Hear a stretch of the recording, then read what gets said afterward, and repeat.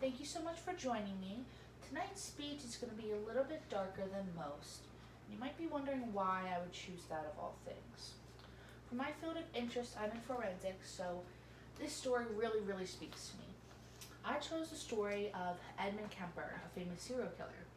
Now, when you think of notorious serial killers, you might not think of him. You might think of Ted Bundy or Jeffrey Dahmer, or even some that haven't been identified, like the Zodiac Killer and Jack the Ripper. Now, the story of Edmund Kemper begins in his abusive childhood. He had a very alcoholic and abusive mother and a neglectful father. His parents' marriage was not great. They ended up getting divorced, and he was very attached to his father. He ended up running after him, and his father neglected him again and actually rejected him.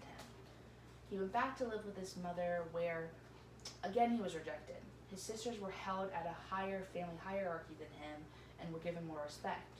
When he came back from running away, he was actually locked up in the basement for days on end without food or any socialization whatsoever. Now, horror stories like this have actually been made into movies and books and TV shows based on Edmund Kemper. You might know one called Mindhunter, where he doesn't play his own character, but he has a character named Edmund Kemper. His character was also based and inspired the character of Michael Myers in Halloween and Buffalo Bill in The Silence of the Lambs. Now, according to Wikipedia and Crime Journal, he used to play games with his sisters called Gas Chamber and Electric Chair. Now this, as well as the addition of the McDonald Triad, as we hear in his biography, this can see where he came from and where he is now and the journey leading up to that.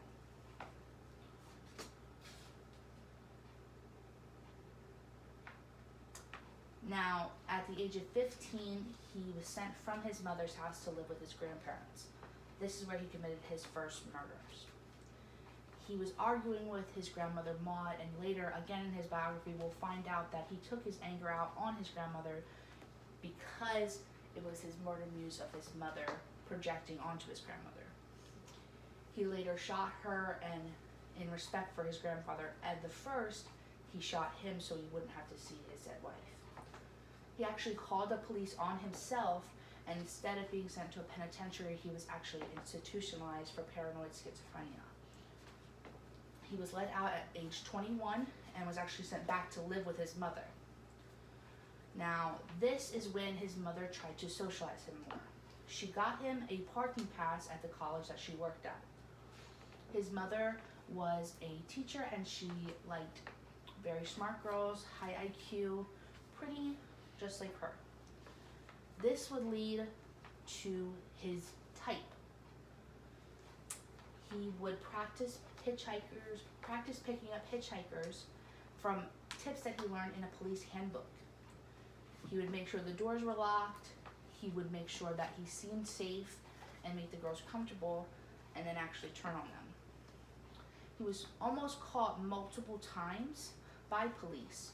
Even after the first murders, he was pulled over for a broken taillight, but he has a very high IQ, so he was able to remain calm and talk his way out of it.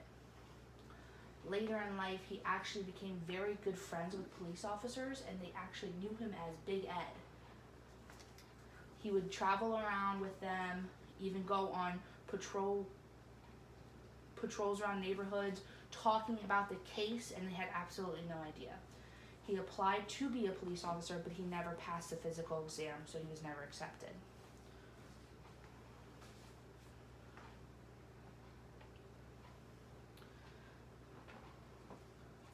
We find this out later that he knew that the police were onto him, and he knew that he was outsmarting them. He tells us this in a lot of his interview and interrogation tapes.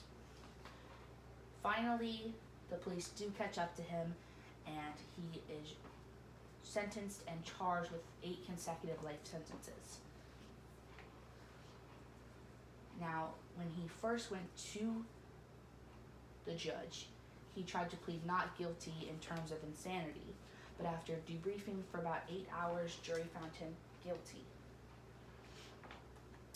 He is still serving, he is still alive, and in fact, his last kill was in fact his mother.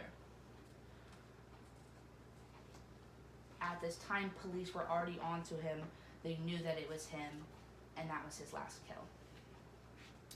So in conclusion, we see his journey from a normal childhood up until the building of a serial killer.